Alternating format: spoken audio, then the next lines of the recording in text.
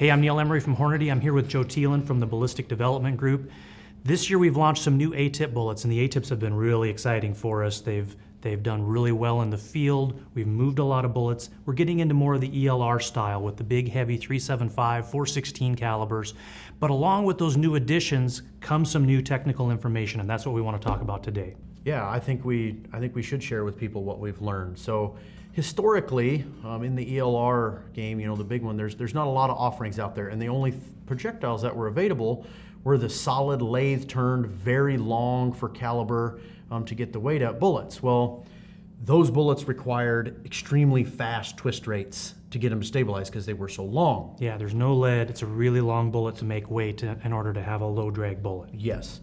So with that came these fast twist barrels for these calibers, abnormally fast, to spin them up. Well, with the A-tips, they're conventional jacketed lead core projectile. They're not as long.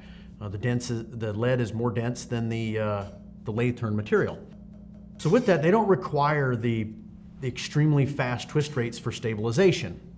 Because what happens is, when you shoot what we found, when you shoot the A-tips in these extremely fast, I'm talking like 8, 9 twist barrels, that's what's being used out there.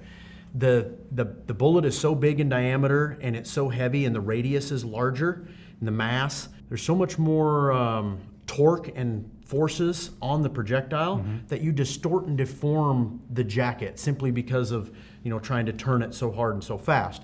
So what we found with the bullets is we highly recommend some twist rates for them. The 375 390 grain A-tip requires a 12 twist.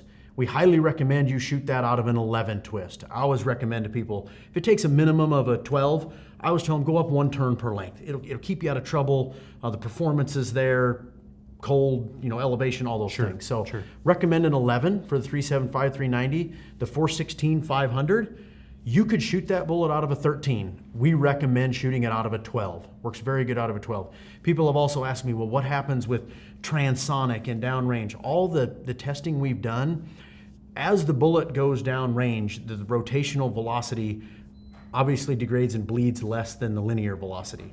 So your gyroscopic stability gets better and better and better as you go downrange. So these bullets pass through the transonic just fine.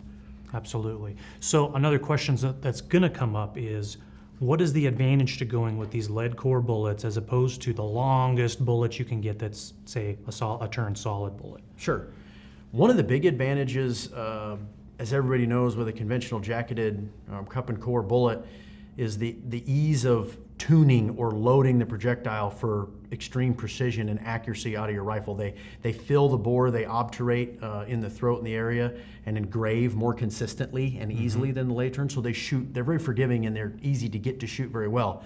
Another thing, kind of an added benefit of a cup and core, is when they land on target or near target, the signature, because they deform and the projectile, the lead moves and the jacket moves, they leave a better signature on target or next to target at these extreme ranges.